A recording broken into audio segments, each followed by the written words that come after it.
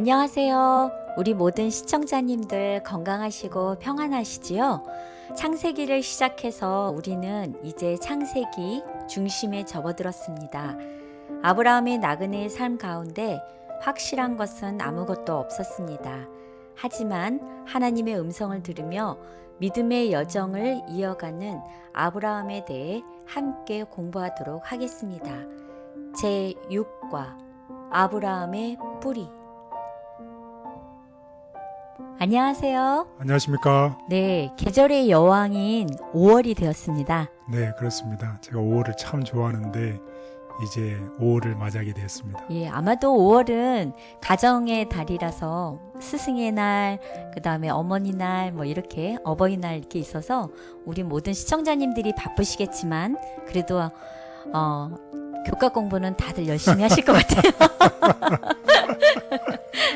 예, 오늘 육가이지요? 네, 예. 오늘 창세기 6번째 시간이죠. 네. 네, 제목은 무엇인가요? 아브라함의 뿌리.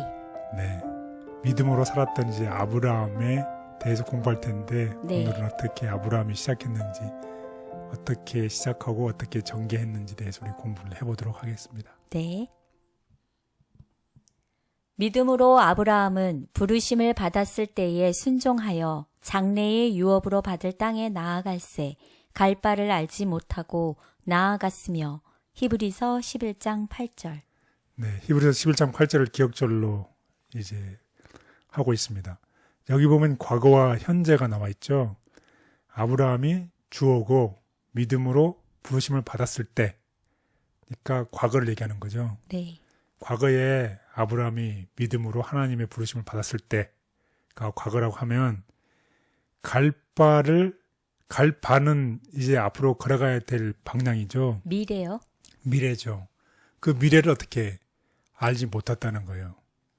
일반적으로 사람이 어떤 일을 추진할 때는 앞에가 보여야지, 장래나 비전이 보여야지 그 일을 힘들더라도 추진할 수 있는 거잖아요. 네. 근데 앞에 보이지 않는 상황에서 그 일을 하라고 그러면 하기가 수월치 않죠. 네. 앞에 안 보이기 때문에. 그런데 믿음으로 아브라함은 갈 바를 알지 못했는데 나아갔다는 것이에요. 여기에 대해서 우리 좀 더 자세하게 공부를 해보도록 하겠습니다. 그래서 하나님의 부르심인데 오늘은 우리가 하나님의 부르심을 다 받았죠. 네. 그때 하나님의 부르심을 받았을 때에 그 부르심은 우리가 속했던 과거에서부터 나오라는 것이에요. 우리가 가지고 있던 어떤 백그라운드 혹은 어떤 일을 했든지 거기에서부터 하나님께서는 우리를 부르시면서 거기에서부터 나오라고 하시는 것이에요.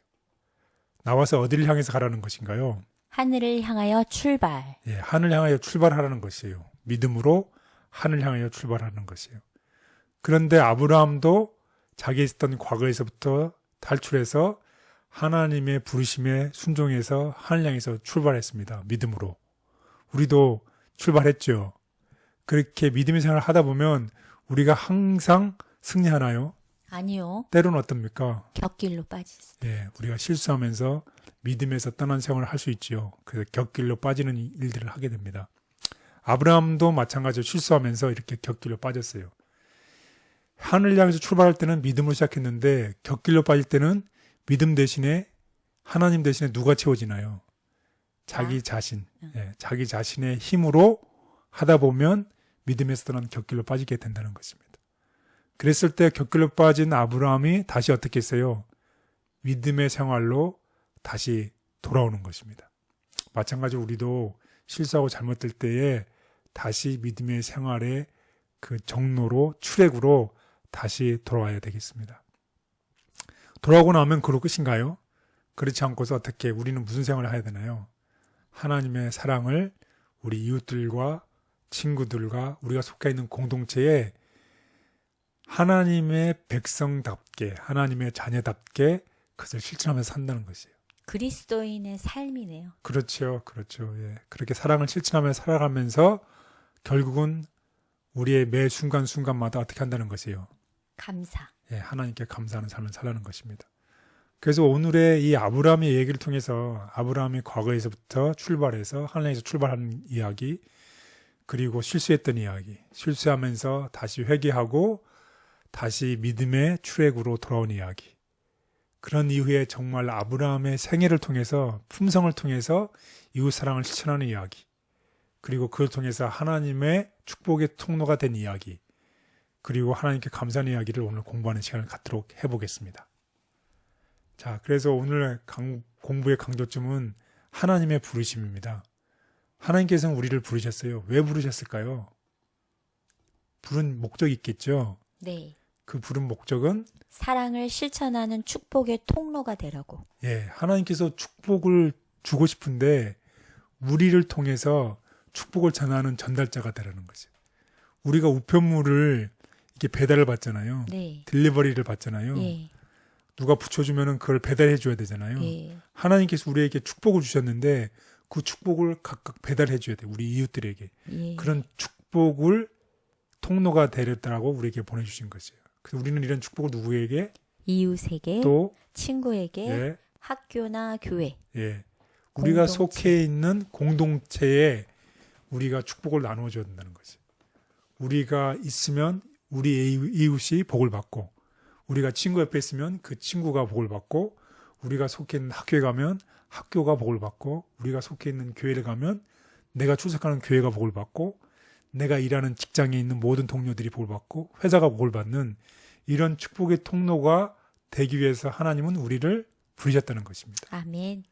그래서 우리 다음과 같은 권면의 말씀을 보도록 하겠습니다. 그리스도의 교회는 축복이 되어야 하며 그 교회의 성도들은 다른 사람들을 축복하는 가운데 축복을 경험해야 한다. 하나님께서 세상에서 당신의 백성들을 선택하신 이유는 단지 그들을 당신의 아들과 딸로 삼으시기 위함이 아니었다. 하나님께서는 그들을 선택하신 이유는 세상의 거룩한 깨달음의 유익을 전달하기 위함이었다. 하나님께서 아브라함을 선택하신 이유는 단지 그를 하나님의 특별한 친구로 삼기 위해서가 아니라 하나님께서 세상에 주시고자 하는 귀하고 특별한 특권을 전달하는 자로 삼기 위함이었다. 그는 도덕적 어둠 가운데 있는 자들 가운데서 빛이 되어야 했다. 하나님께서 빛과 진리로 당신의 자녀들을 축복하실 때마다 그것은 단지 그들에게 영원한 생명을 선물하시기 위함이 아니라 그들 주변에 있는 사람들이 그들을 통해 영적으로 깨달음을 얻게 하시기 위함이다. 너희는 세상의 소금이라. 하나님께서 당신의 자녀들을 소금으로 만드실 때 그것은 단지 그들을 보존하시기 위함이 아니라 그들을 통해 다른 사람들 또한 보존하시기 위함이다. 그대는 하나님의 건물 안에서 살아있는 돌로서 빛을 내고 있는가?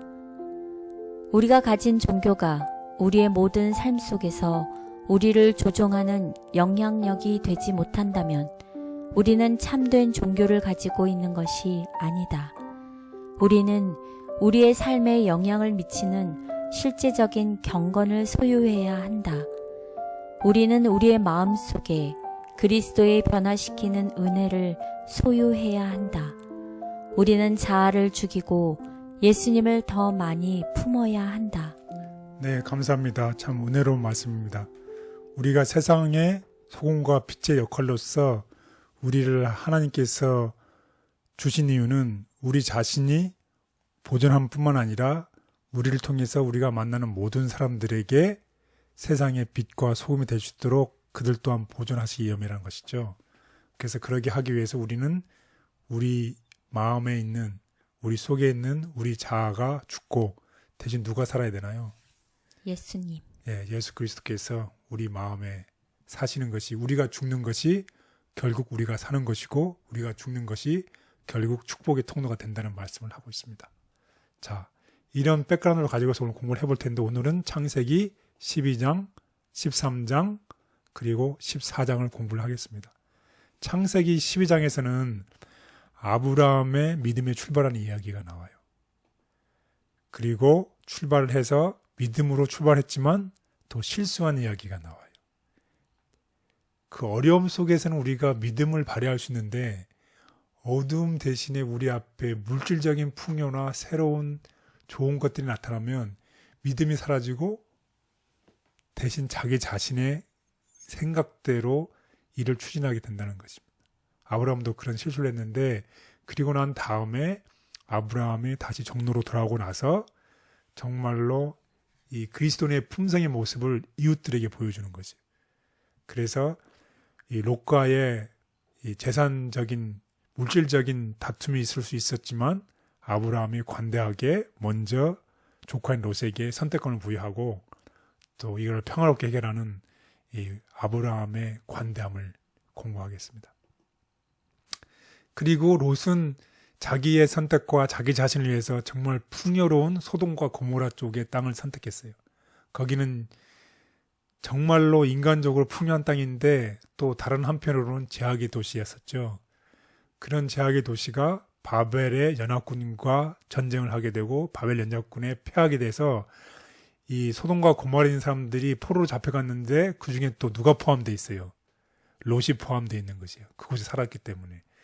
그런 롯에 대해서 아브라함은 롯을 사랑했기 때문에 어떻게 하는 거예요? 밤에 달려가서 롯을 구출하는 이야기. 그리고 그 하나님의 은혜에 감사해서 돌아오는 길에 만난 멜기세덱에게 11조를 바치는 이야기를 우리 공부를 해보도록 하겠습니다. 첫째 날 아브라함의 출발. 네, 첫째 날 아브라함의 출발이라는 제목에서는 이 과거에서부터 이제 벗어나서 믿음으로 내딛는 발걸음에 대한 제목으로 우리 공부를 해보도록 하겠습니다. 그래서 일단 우리 창세기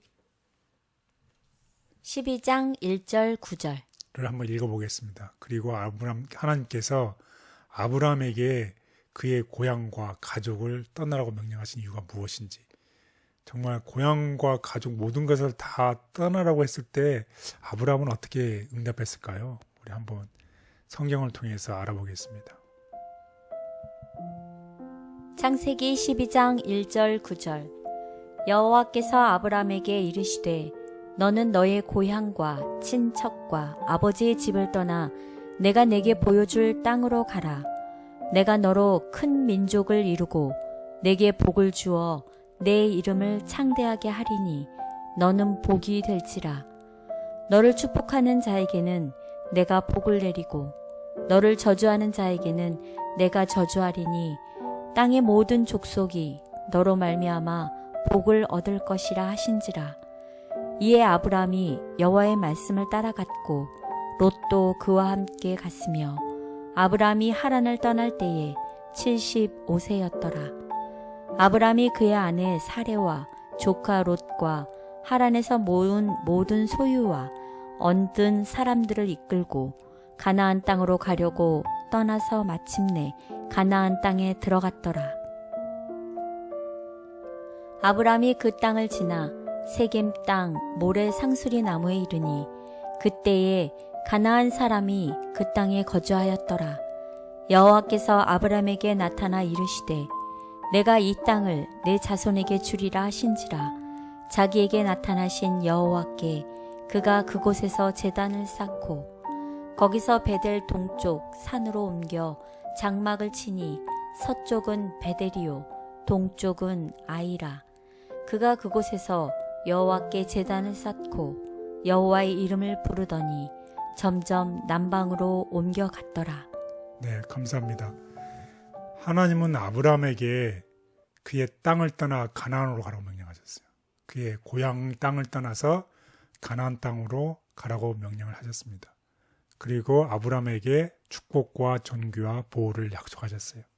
그리고 또한 주변 사람들과 모든 민족에게 축복이 될 것이라고 그랬어요. 축복의 통로가 될 것이라고 그랬어요.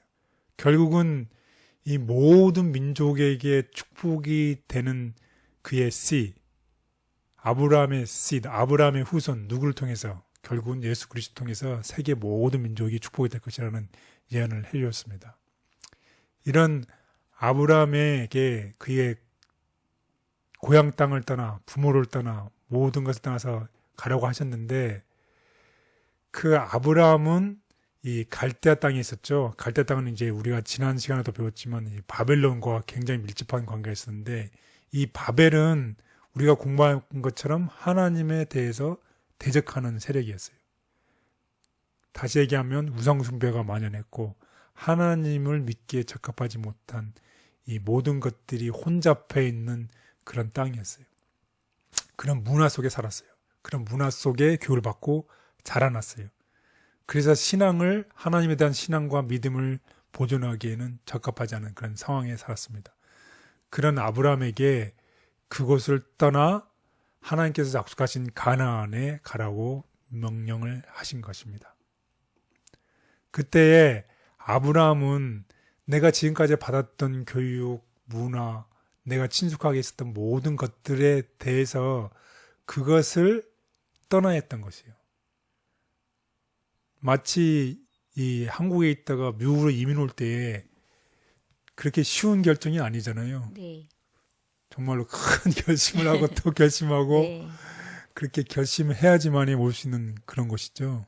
이민 올 때에. 왜냐하면 내가 자랐던 모든 환경을 떠나서 새로운 환경에 적응한다는 게 쉬운, 새롭게 다시 시작해야 되니까. 다시 시작해야 되는 것이죠. 처음부터 끝까지. 그것을 알고서 그것을 하는 게 쉽지 않은데 아브라함은 정말로 고향을 떠나고 모든 것을 떠나서 과거에 있었던 것을 다 떠나서 이제 출발하라고 이제 그런 제안을 하나님께서 받았습니다. 이 말은 무슨 말이냐면 바벨론을 떠나라. 내가 자랐던 것을 떠나라는 얘기는 다시 바꿔서 영적으로 얘기를 해보면 우리가 잘못 알고 있던 거짓 교리가 있으면 그 거짓 교리, 잘못된 것을 버리고 하나님이 주시는 구원을 받아들이라는 하나님의 명령에 순종하다는 그 부르심에 순종하라는 말과 똑같은 것입니다. 그래서 우리가 자랐던 환경이 하나님과 대적되는 그런 상황을 살았으면 하나님께서는 우리들에게 하나님의 대적됐던 모든 환경을 버리고 믿음으로 하나님께 나오라고 오늘 우리를 초청하고 있습니다. 아브라함은 모든 민족을 위한 축복의 통로가 되기 위해 그동안 그가 익숙했던 모든 것을 떠나 하나님께서 보여주실 땅으로 가야 했다. 아무런 의문 없이 순종했던 아브람. 그러나 그는 부르심에 순종하기를 주저하지 않았다. 그는 약속의 땅에 관하여 묻지 않았다. 곧 토지가 비옥하고 기후가 건강에 적합한지, 그리고 그 지방은 유쾌한 환경을 제공하며 재물을 쌓을 기회를 줄 것인지 묻지 않았다. 하나님께서 말씀하셨으므로 그분의 종은 순종해야 하였다. 그에게 있어서 이 세상에서 가장 행복한 곳은 하나님께서 그로 있기를 원하시는 곳이었다. 이미 익숙하고 편안한 환경을 떠나 하나님의 약속이 있는 나라로 나아가는 것이 힘들고 부담스럽게 느껴질 때가 많습니다. 그때마다 하나님께서 내가 있기 원하시는 그 자리가 축복의 자리임을 기억하며 순종할 수 있게 도와주시옵소서. 아멘. 둘째 날, 애굽의 유혹. 네, 애굽의 유혹이라는 제목입니다. 일반적으로 성경에서 애굽이라고 하면 하나님 대신에 사람을 의지하는 것을 상징하는데 애굽에서의 유혹이 있었어요. 그래서 아브라함이 실수를 했는데 실수라는 것이 믿음으로 내가 출발했는데 자기 자신을 의지하는 꼭 이제 발걸음을 내디딜 때 실수를 하게 되지요. 그래서 하나님을 의지하는 믿음의 발걸음 대신에 내가 자기 자신을 의지하는 발걸음을 걷게 된 아브라함의 이야기를 공부해 보도록 하겠습니다. 우리 창세기 12장 10절에서 20절에 나와 있는데 아브라함이 약속의 땅인 가나안을 떠나서 이 애굽으로 간 이유가 있었어요. 그래서 아브라함이 약속의 땅에 있었을 때와 또 애굽으로 갔을 때에 그 마음이 어떻게 달라졌는지 또 비교해서 바로는 어떻게 행동을 했는지에 대해서 우리 공부를 해보도록 시간을 갖도록 하겠습니다. 창세기 12장 10절 20절. 그 땅에 기근이 들었으므로 아브람이 애굽에 거류하려고 그리로 내려갔으니 이는 그 땅의 기근이 심하였음이라. 그가 애굽에 가까이 이르렀을 때에 그의 아내 사레에게 말하되 내가 알기에 그대는 아리따운 여인이라. 애굽 사람이 그대를 볼 때에 이르기를 이는 그의 아내라 하여 나는 죽이고 그대는 살리리니 원하건대 그대는 나의 누이라 하라. 그러면 내가 그대로 말미암아 안전하고 내 목숨이 그대로 말미암아 보존되리라 하니라. 아브라함이 애굽에 이르렀을 때에 애굽 사람들이 그 여인이 심히 아립다움을 보았고 바로의 고관들도 그를 보고 바로 앞에서 칭찬하므로 그 여인을 바로의 궁으로 이끌어 들인지라. 이에 바로가 그로 말미암아 아브람을 후대함으로 아브람이 양과 소와 노비와 암소와 나귀와 낙타를 얻었더라. 여호와께서 아브람의 아내 사레의 일로 바로와 그 집에 큰 재앙을 내리신지라. 바로가 아브람을 불러서 이르되 내가 어찌하여 나에게 이렇게 행하였느냐? 내가 어찌하여 그를 내 아내라고 내게 말하지 아니하였느냐? 내가 어찌 그를 누이라 하여 내가 그를 데려다가 아내를 삼게 하였느냐? 내 아내가 여기 있으니 이제 데려가라 하고 바로가 사람들에게 그의 일을 명하매 그들이 그와 함께 그의 아내와 그의 모든 소유를 보내었더라. 네, 여기에 보면 이 아브라함이 가나안 땅에서 애굽으로 내려간 이유가 있었죠. 네. 예, 가나안 땅에 기근이 심해서 이 풍족한 땅인 이 애굽으로 내려갔었죠. 그런데 애굽으로 내려가면서 그 전에 믿음으로 가나안 땅에 도착했는데 이 애굽 땅에 갈 때는 믿음이 아닌 자기 자신의 깨를 가지고서 자기 자신의 힘으로 지금 어떻게 살아갈지를 궁리를 하게 되죠. 그래도 남편으로서는 영 그런데요. 네, 그렇죠. 특별히 17절에 보면 네. 하나님께서 무엇을 내리셨어요?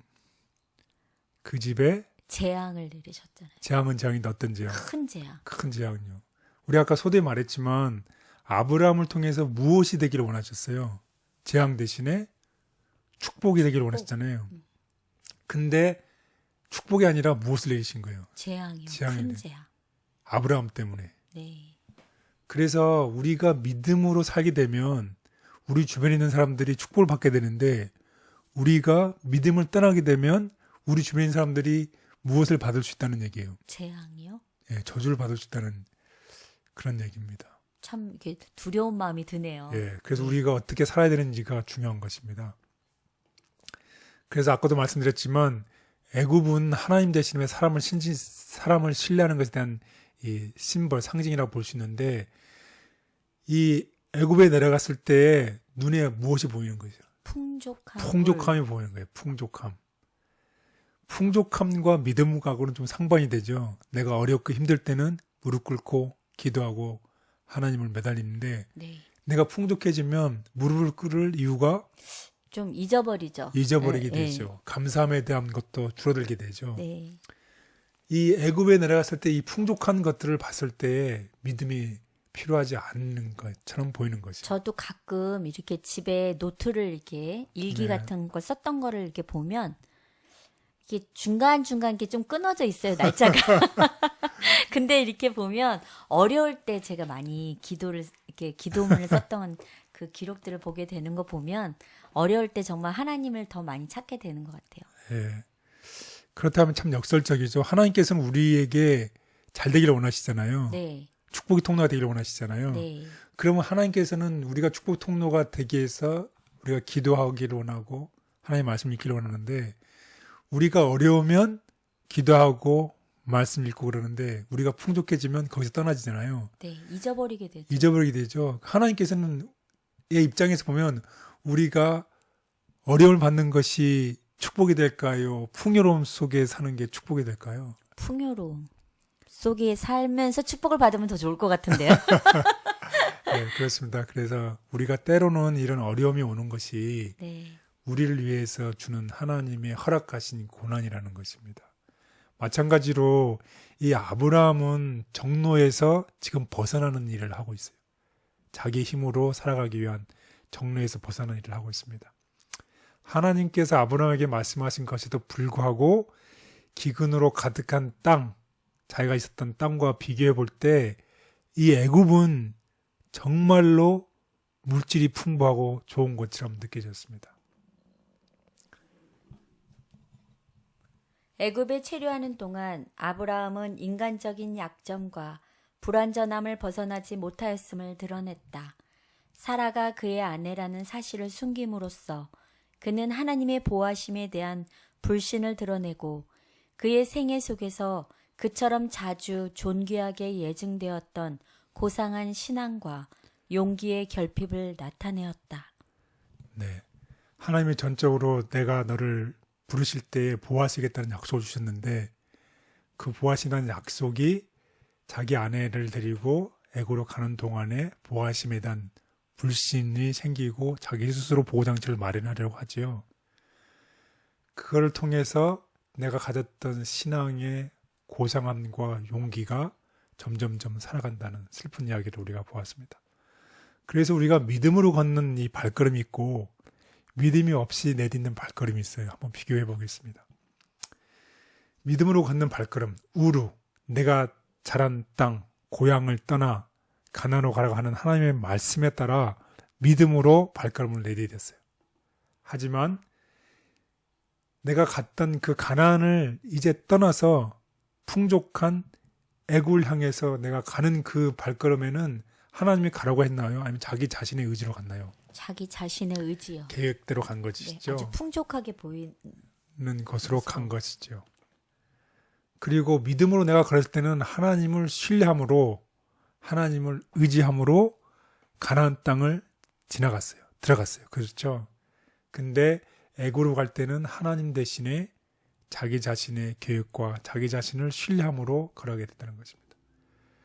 그리고 하나님께서는 아브라함 믿음으로 갈 때는 축복의 통로가 될 것이라고 말씀하셨어요. 보증하셨어요.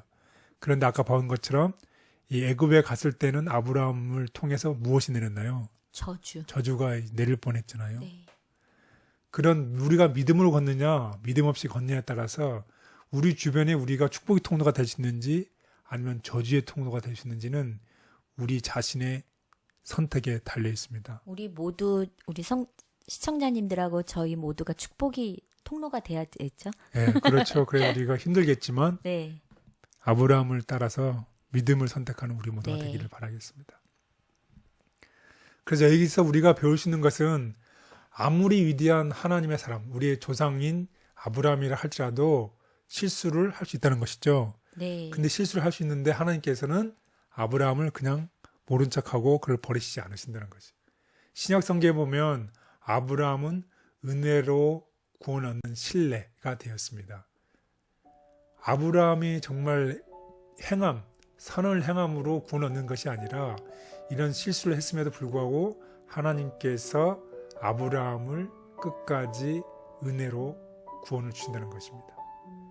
우리가 은혜가 없다면 아브라함과 마찬가지로 우리도 아무런 희망이 없을 것이지만 하나님께서는 오늘날까지 우리에게 은혜를 베푸셔서 우리가 구원받기를 원하신다는 것입니다.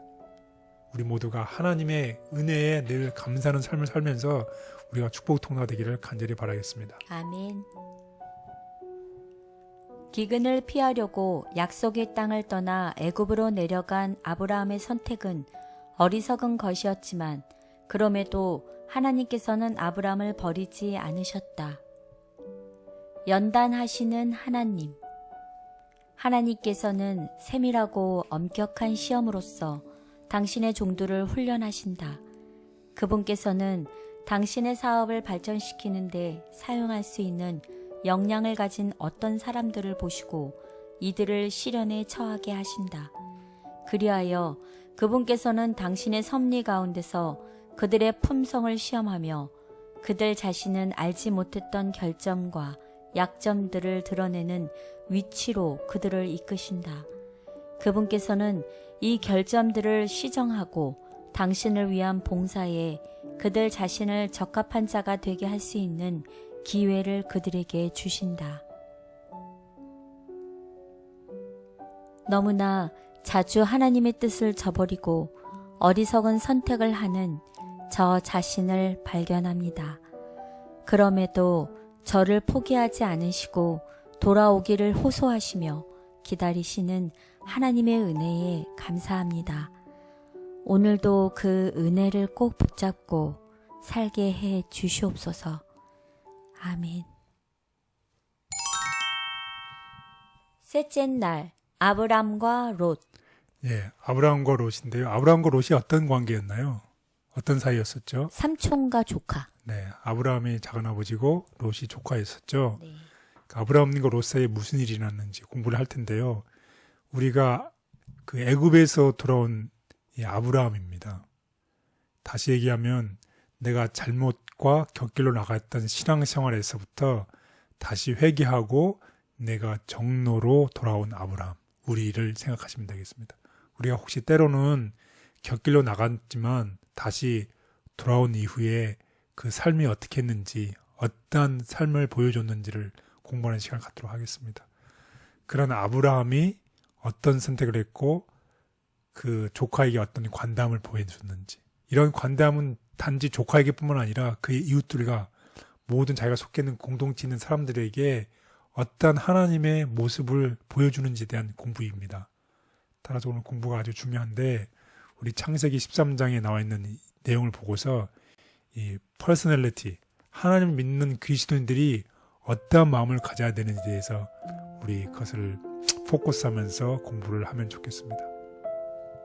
창세기 13장 1절 18절. 아브람이 애굽에서 그와 그의 아내와 모든 소유와 롯과 함께 네겝으로 올라가니 아브람에게 가축과 은과 금이 풍부하였더라. 그가 네겝에서부터 길을 떠나 베델에 이르며 베델과 아이 사이 곧 전에 장막 쳤던 곳에 이르니 그가 처음으로 제단을 쌓은 곳이라. 그가 거기서 여호와의 이름을 불렀더라. 아브람의 일행 롯도 양과 소와 장막이 있으므로 그 땅이 그들이 동거하기에 넉넉하지 못하였으니 이는 그들의 소유가 많아서 동거할 수 없었음이니라. 그러므로 아브람의 가축의 목자와 롯의 가축의 목자가 서로 다투고 또 가나안 사람과 브리스 사람도 그 땅에 거주하였는지라. 아브람이 롯에게 이르되 우리는 한 친족이라. 나나 너나 내 목자나 내 목자나 서로 다투게 하지 말자. 내 앞에 온 땅이 있지 아니하냐. 나를 떠나가라. 내가 좌하면 나는 우호하고 내가 우호하면 나는 좌하리라. 이에 롯이 눈을 들어 요단 지역을 바라본즉 소알까지 온 땅에 물이 넉넉하니 여호와께서 소돔과 고모라를 멸하시기 전이었으므로 여호와의 동산 같고 애굽 땅과. 그러므로 롯이 요단 온 지역을 택하고 동으로 옮기니 그들이 서로 떠난지라. 아브람은 가나안 땅에 거주하였고 롯은 그 지역의 도시들에 머무르며 그 장막을 옮겨 소돔까지 이르렀더라. 소돔 사람은 여호와 앞에 악하며 큰 죄인이었더라. 롯이 아브라함을 떠난 후에 여호와께서 아브라함에게 이르시되 너는 눈을 들어 너 있는 곳에서 북쪽과 남쪽 그리고 동쪽과 서쪽을 바라보라. 보이는 땅을 내가 너와 내 자손에게 주리니 영원히 이르리라. 내가 내 자손이 땅의 티끌 같게 가리니 사람이 땅의 티끌을 능히 셀 수 있을진데 내 자손도 세리라. 너는 일어나 그 땅을 종과 횡으로 두루 다녀보라. 내가 그것을 내게 주리라. 이에 아브람이 장막을 옮겨 헤브론에 있는 마므레 상수리 수풀에 이르러 거주하며 거기서 여호와를 위하여 제단을 쌓았더라. 네, 감사합니다. 이제 애굽에서 돌아와서 가나안 땅에 온 이 아브라함은 회개했고 예전처럼 믿음의 사람으로 돌아왔습니다. 컴백한 것입니다. 믿음의 정로에 출애굽을 다시 돌아선 것입니다. 그래서 아브라함은 그가 살던 곳으로 다시 돌아왔습니다. 그래서 이 믿음을 다시 회복했을 때에 이 분쟁이 생겼어요. 족과 롯 사이에 이 물질에 관해서 문제가 생겼습니다. 그때에 이 그리스도인으로서 하나님 믿는 자녀로서 아브라함은 그 문제를 오늘날 같으면 이런 일이 생기면 서로 소송하잖아요. 네. 법정에서 대단하겠죠. 그렇죠. 그러면 이제 세상 사람들이 다 알고 사실은 창피한 조롱거리가 되잖아요. 네. 그리스도께서. 근데 이 문제를 평화롭게 해결하기를 원했어요. 그래서 그렇게 하려니까 먼저 롯에게 나이가 어린 조카 롯에게 먼저 선택하도록 배려를 해준 것입니다. 이럴 때 그럼 작은 아버지 먼저 선택하세요. 이랬으면 좋았을걸요. 네. 그래서 이와 같은 너그러움, 친절함이 바로 이 하나님의 자녀들이 가질 특성이라는 것이요. 네. 내가 지금 당장에 물질적인 이익을 바라보지 않고 내가 그리스도를 위해서 내가 양보하는 너그러움과 친절함이 아브라함의 생애 속에 있었다는 것이에요. 이것이 바로 우리가 가져야 될 것이고 우리 이웃들에게 보여줘야 될 것이죠. 그래서 우리 아브라함과 롯을 한번 비교를 해보겠습니다. 이 롯은 이웃들과 친구들의 전혀 어떤 내가 환경에 있을지를 생각하지 않고 무엇을 먼저 생각하는 것이에요. 자기 자신을 먼저 생각하는 것이에요. 그에 반해서 아브라함은 이제 믿음으로 돌아왔는데 믿음으로 돌아온 아브라함과 또 롯은 이제 선택의 기회가 주어졌을 때에 내가 선택할 때에 저 땅이 참 좋긴 한데 네. 내가 그쪽에 가면 내가 신앙생활 하기가 힘들겠다라는 생각을 전혀 하지 않고 오직 그 땅이 좋은 것만을 바라보고 환경이나 어떤 사람들인지를 보지 않았다는 것이.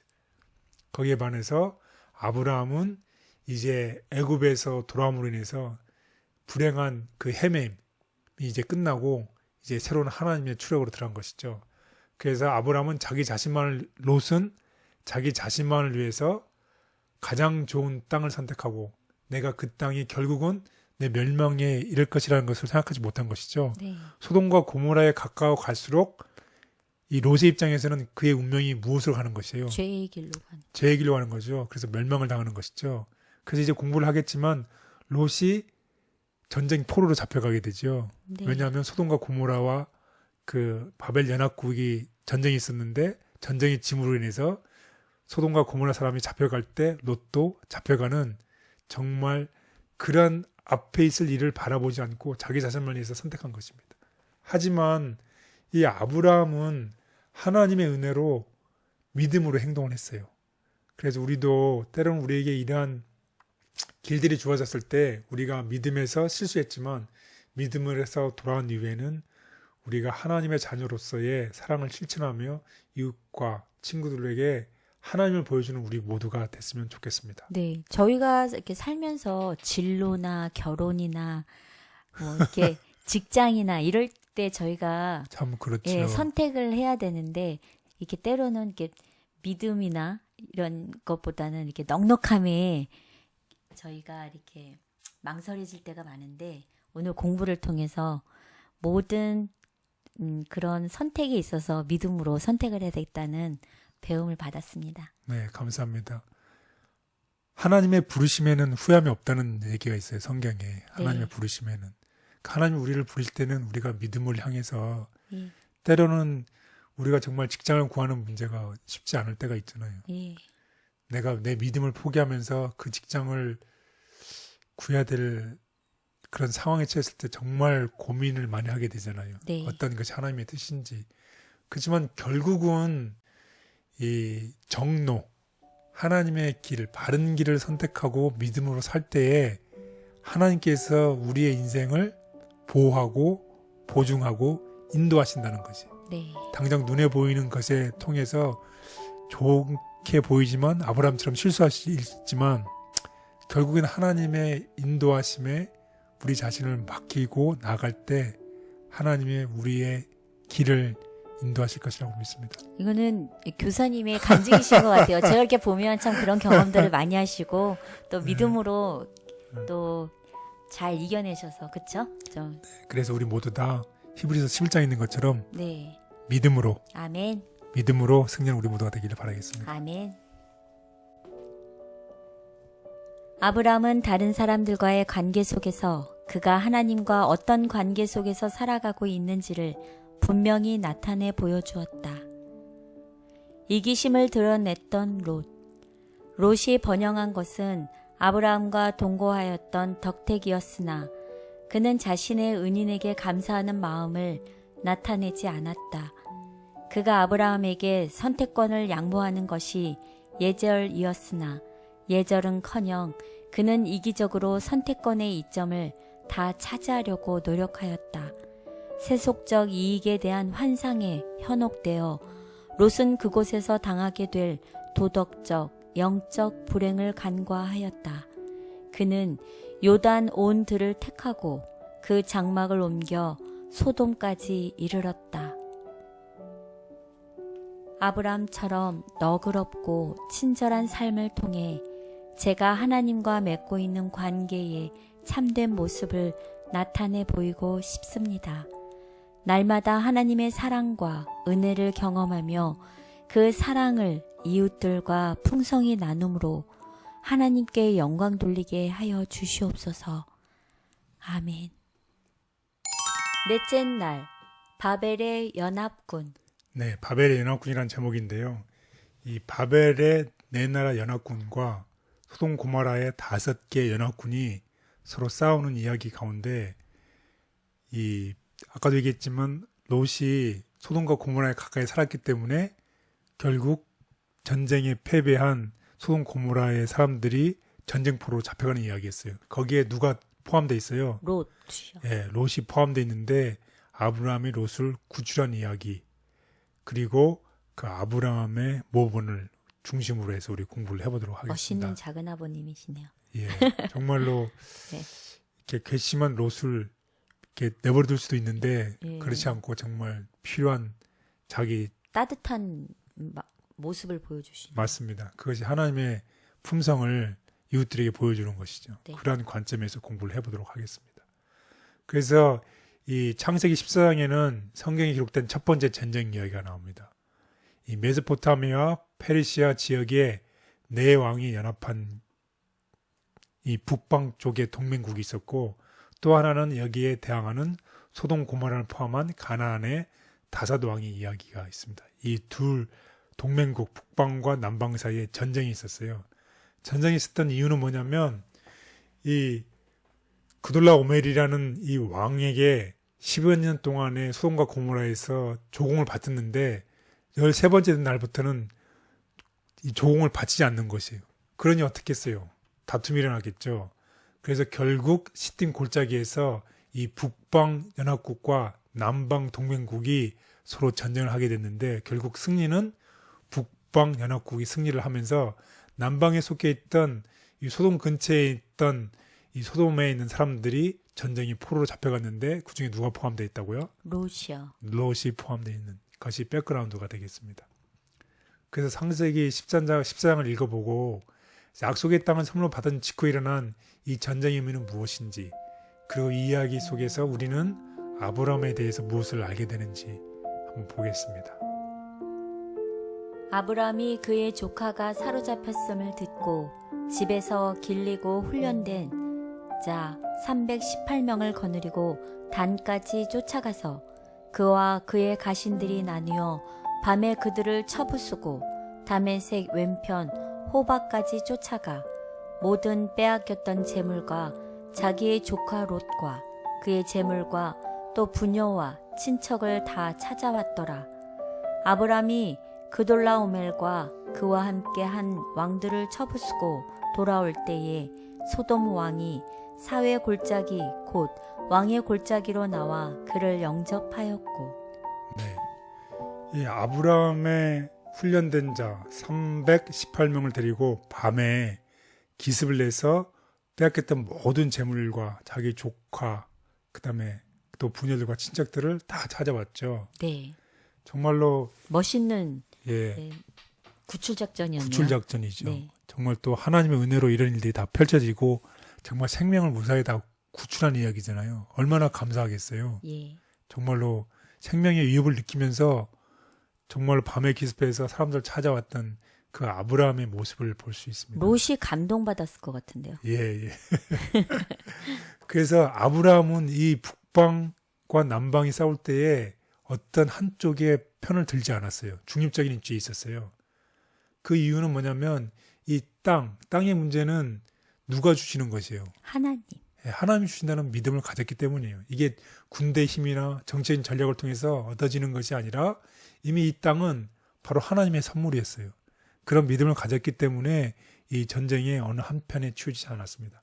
하지만 이 전쟁에 개입한 유일한 이유는 무엇 때문이었어요? 조카 롯 때문에. 조카 롯을 구원하기 위해서, 구출을 하기 위해서 이 전쟁에 개입한 유일한 이유였던 것입니다. 그래서 다음과 같은 이 권면에 이 조카를 구원하기로 왜 결심했는지에 대한 그 얘기를 하고 있습니다. 마물의 상수리 수풀에서 평화롭게 살고 있던 아브라함은 도망병 한 사람에게서 전쟁 이야기와 그의 조카에게 닥친 재난에 대하여 들었다. 그는 롯의 배은 망덕에 대한 불쾌한 기억을 품고 있지 않았다.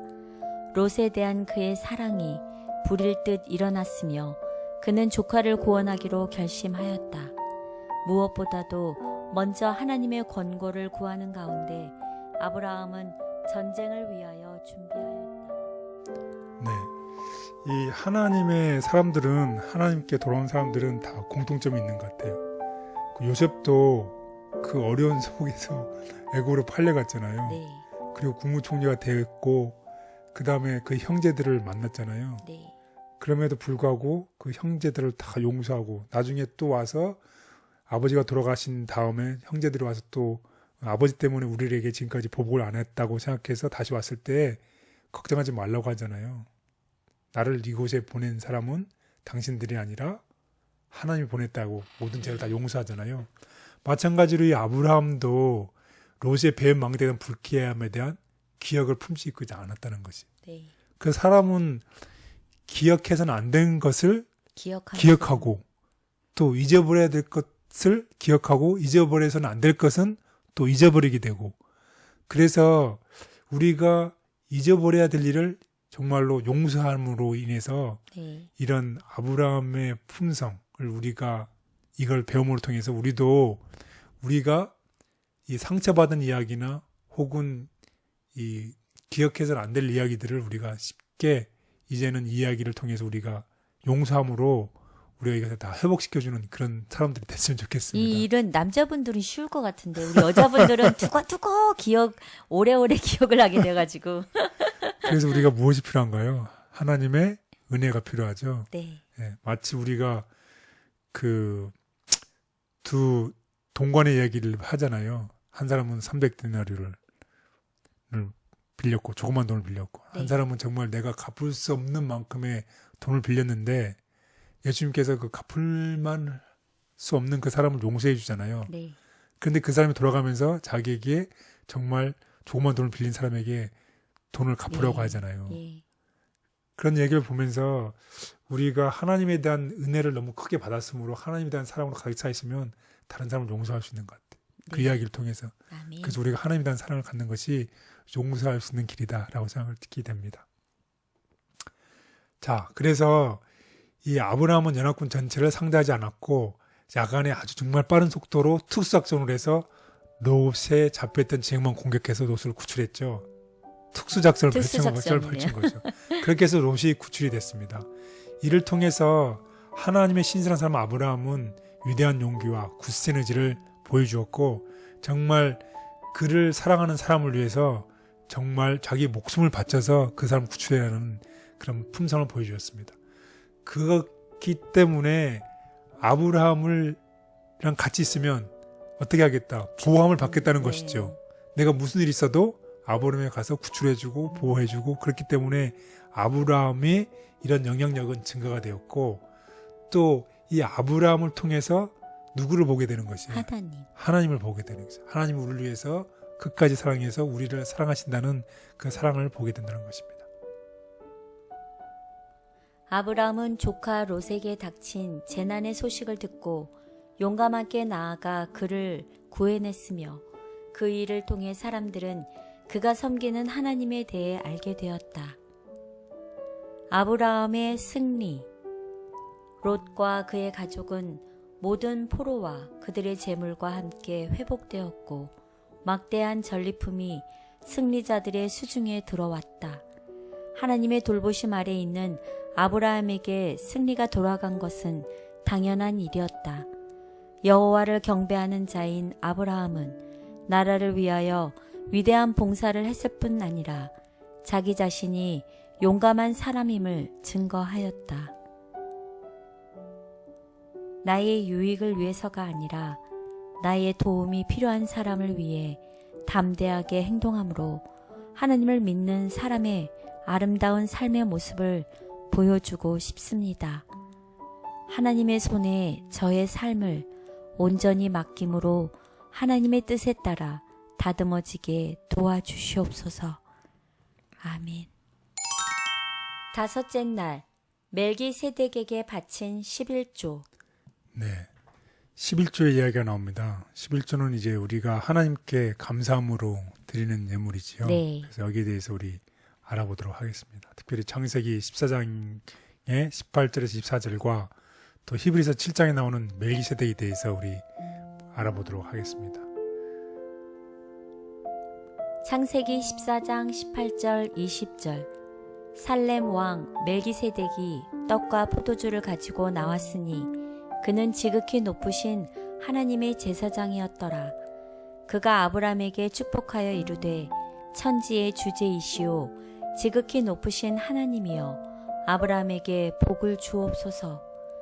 너희 대적을 내 손에 붙이신 지극히 높으신 하나님을 찬송할지로다 하매 아브람이 그 얻은 것에서 10분의 1을 멜기세덱에게 주었더라.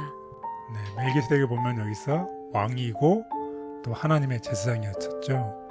그리고 아브라함에게 축복하는 사람이었었죠. 그리고 히브리서 우리 7장을 보겠습니다. 히브리서 7장 1절 10절. 이 멜기세덱은 살렘 왕이요 지극히 높으신 하나님의 제사장이라. 여러 왕을 쳐서 죽이고 돌아오는 아브라함을 만나 복을 빈 자라. 아브라함이 모든 것의 10분의 1을 그에게 나누어 주니라. 그 이름을 해석하면 먼저는 의의 왕이요 그 다음은 살렘 왕이니 곧 평강의 왕이요 아버지도 없고 어머니도 없고 족보도 없고 시작한 날도 없고 생명의 끝도 없어 하나님의 아들과 닮아서 항상 제사장으로 있느니라. 이 사람이 얼마나 높은가를 생각해보라. 조상 아브라함도 노량물 중 10분의 1을 그에게 주었느니라. 네, 이 예루살렘 아까 봤지만 우리 멜기세덱은 신분이 왕이면서 제사장이지요. 예. 왕이면서 제사장인 분이 누구죠? 우리가 지난 기회에 배웠지만 예수님. 예, 예수님이죠. 그래서 예수님을 나타내는 모형입니다. 그래서 멜기세덱은 살렘 왕이었고 하나님의 제사장이었습니다. 마찬가지로 이 예수님은 우리의 평강의 왕이시죠. 그래서 예수님은 곧 지상의 평을 가져오는 사람들을 신뢰하고 승리에 도달한 모든 사람을 영접하기 위해서 다시 오신다는 예수님입니다. 이 멜기세덱도 전쟁에서 돌아오는 이 전쟁이 다 끝나고 돌아오는 아브라함을 만나서 축복을 빌었죠. 그래서 특별히 이 아브라함에게 대해서 천재의 주제가 되시는 창조 하나님께 대한 응답으로 아브라함은 그 얻은 것의 10분의 1을 감사함으로 하나님을 향해서 드렸어요. 그래서 그 호칭할 때 하늘과 땅이라는 것을 하면서 창조주 이야기와 서론을 떠오르게 하고 있습니다. 그래서 마찬가지로 이 11조를 공부하는데 11조는 우리의 모든 것의 주인 되시는 우리 창조주 하나님께 대한 감사의 표현으로 우리가 드리는 것이죠. 네. 왜냐하면 우리가 이 11금을 이 헌금을 얻기 위해서 하나님께서 우리에게 무엇을 해주셨어요? 먼저 우리에게 선물을 주셨죠. 네. 우리에게 선물을 주신 하나님에 대해서 우리가 감사함으로 우리가 거기에 10분의 1을 드리는 것이죠. 그래서 우리가 그분께 드릴 수 있도록 하나님께서 우리에게 모든 것을 주셨기 때문에 우리가 10분의 1을 드린다는 것입니다.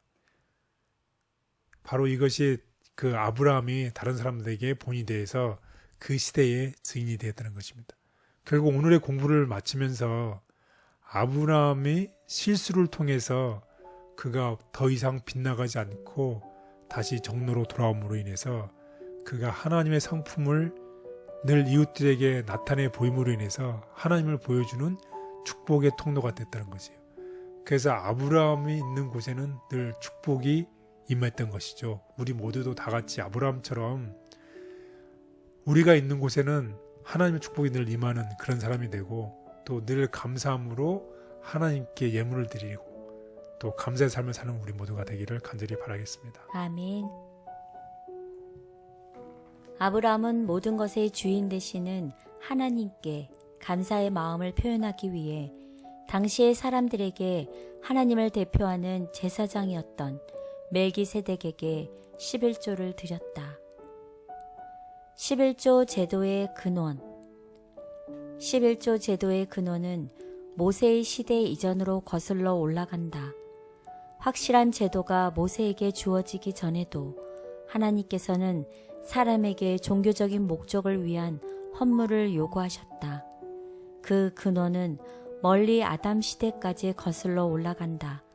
하나님의 요구에 따라 그들은 그들에게 베푸신 하나님의 자비와 축복에 대한 감사의 마음을 헌물로 나타내어야 했다. 이 일은 그 후대에 계속해서 전승되었으며 지극히 높으신 하나님의 제사장 멜기세덱에게 11금을 드린 아브라함에 의해 실천되었다. 하나님께서 저의 삶에 베풀어 주신 수많은 축복들을 잊지 않고 기억함으로 하나님께 11조를 구별하여 드리는 일이 결코 부담스럽거나 아까운 일이 되지 않게 해 주시옵소서. 아멘. 네, 오늘 공부를 요약해 보도록 하겠습니다.